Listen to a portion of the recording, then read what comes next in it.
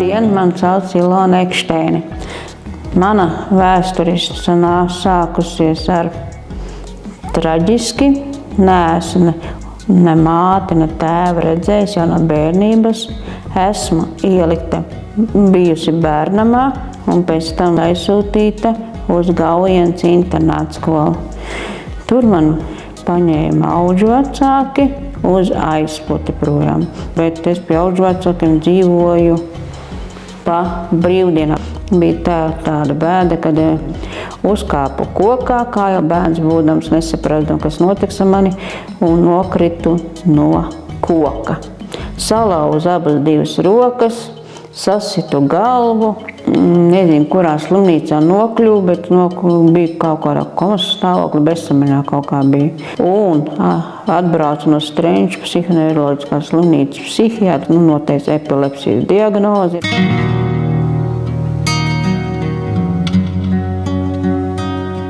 Un tā skolā ļoti smagi gāja, apbižoja bērni, bija tā, ka apbižoja. Bija tādi bērni, kuri saprata, bet bija tā kā vajāja, apsaukāja mani, un tad es to nepanesu. Slikti palika veselī, ar epilepsiju iznāca, tā lika izolatorā, un ik pēc brīža man skaties, vai es nekrītu no gultas ārā, un ļoti vaktēja. Un skolā kā varēja, tā izmācījos 3 gadus pa šuvēju, un bija atbrīvot arī no eksāmeniem.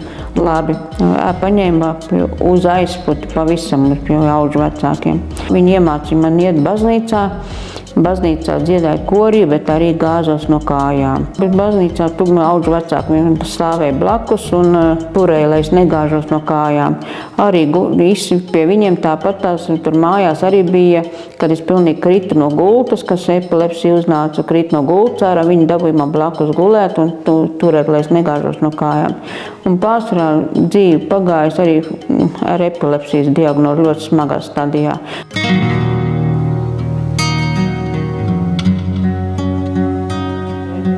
Nezinu, kas man bija tas, kas no cilvēkiem ieteica paraksti papīru, ka jābrauc ir uz aprūpas centru. Es nezināju, kas vispār to izdarīja. Pat neredzēju, kā es parakstīju, man bija ļoti slikta veselība. Šitā acīm melnas svītas skrēja, vispār melnas gar acīm gāja un tā. Es labi nonācu sociāla aprūpas centru Jelgava. Tur es ļoti arī slikti jūtos ar sveši cilvēku apkārt. Labi, izrādās, nekas nelīdzēja, tik un tā mani veido šito psihoneiroloģisko slimnīcu. Un tad, labi, man uznāca dusmas, es sev kaut ko nodarīju pāri. Un tad šausmīgi pilnīgi darbinieki teica, ko tu izdarīji, Ilona? Un tad es teicu, ko lai dara, te viena māsiņa tāda kristiete bija, viņa teica, Ilona, es tev iesaku, varbūt aizbrauc uz veģu aprūpas centru, tur man liekas labāk ārstēt tos cilvēkus.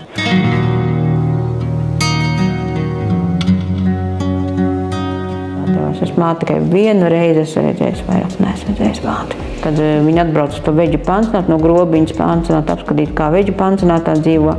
Un tad man teica, Ilona, tev māte atbraukusi. Es teicu, es negribu, man šis mātes man nav vairāk un tā runāja. Jo es ievēroju tā, tie, kas to māti nav redzējuši, tiem, man liekas, to māti arī negrib redzēt. Un tad ļoti grūti to ir izdarīt, un pirms to māti apskaut, ļoti grūti to ir. Es aizbēgu projām un teicu, Ilona, nāc parunāt. Ko es zināju parunāt? Ko es zināju viņai teikt? Es neko nezināju, ko teikt. 2012. gadā man māte mūžībā devās. Un tāds brīnums bija. Es biju tā, ka es tur dzīvoju tajā aprūpas centrā veģi. Es nolēmu tā, jāsāk zvanīt kristīgajam rādio. Un es zvanīju kristīgam rādio vairākas reizes raudādam, teicu, tā, kas man pa vaini ir, ka es ar epilepsijas smagā stadijā cilvēks, un man ļoti slikta tām acīm un tā, vai nevar aizlūgt Dievu, jo es atceros to, no tiem laikiem, kad es pie audžu vecākiem dzīvoju, es gāju tajā baznīcā. Man ļoti pietrūka baptistu draudz, kurā es gāju, kad audžu vecākiem dzīvoju. Un tā vēl tam kristīgam rādio zvanīju, un kristīgais rādio mācītāji aizlūkšanās vienmēr aizlūdz par mani, lai to dziedinātu no epilepsijas. Vēl jau jāsargājās ir, un kad tagad arī kaut kāda karstums skrien pāri, bet tas ir nekas. Es brīnos, kas notiek ar mani, ka man kaut kā veselība uzlabojās. Man epilepsija bija pazudusi, zāles vēl jālietoja, tik un tā visu mūžu. Es tā padomāju, ja veselība tik laba ir, man nākļauj vēl dziedāt, tur veģu aprūpas centrā, saka, lai neuztrauktos.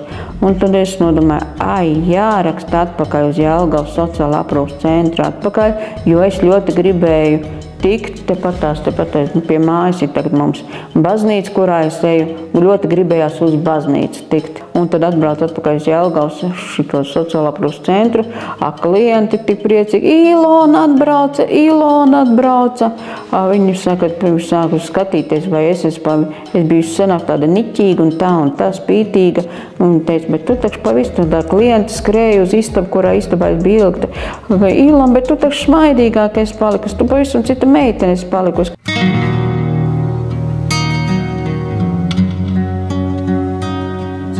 Un tā mēs tagad visi kopā draudzīgi dzīvojam, pēc tam atnāca 17. gads, es skatos, kas tas pa plakātu ielikts ir.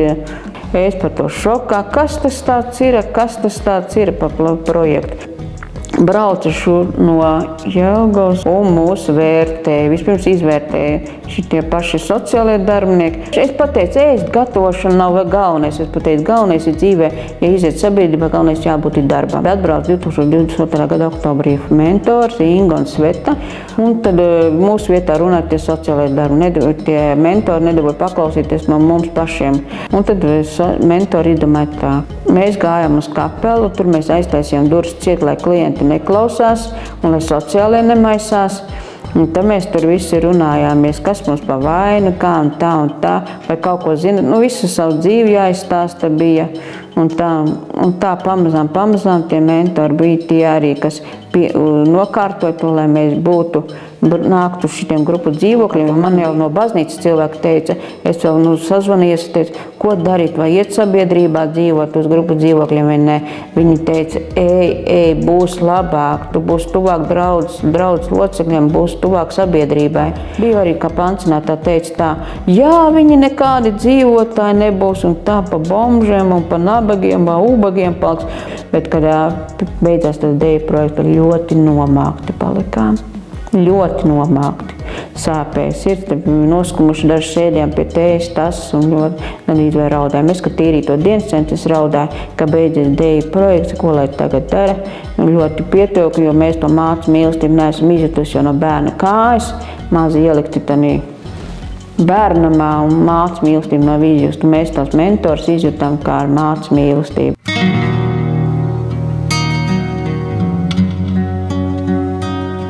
Šogad 2003. gadā atbrauc dzīvot uz šitiem grupu dzīvokļiem. Vispār nekāda vaina, klusums liels, ļoti liels. Lejā ir dienas centrs, pagrabstāvā ir specializētās darbnīcas. Un tad vēl tie mentori nokārtoja, lai mēs ietu, kur mēs vēlamies, vai uz dienas centru, vai uz specializētām darbnīcām. Es tā kā izmācījos par šuvēju, man ļoti sirds prasījās iet uz specializētām darbnīcām uz šūti. Un vēl man ieskaja galvā tā. Tur viena pazīstama darbinieca staigā, aizpaskaties to teritoriju. Es pateicu tā viņai, sakiet lūdzu, vai jums nevajag apkopēji, kā darbā, kas sakop jums šito teritoriju. Labi, un nogāju dienas centru pie vadītājs, un tad viņa pateica tā, ka es esmu pieņemta darbā kā apkopēji. Un tā jau tagad 17. oktobrī palika pusgads, kopš iztur jau šito. Ļoti patīkam tīrīt, klusumā tīri un var dažreiz pat uzzied.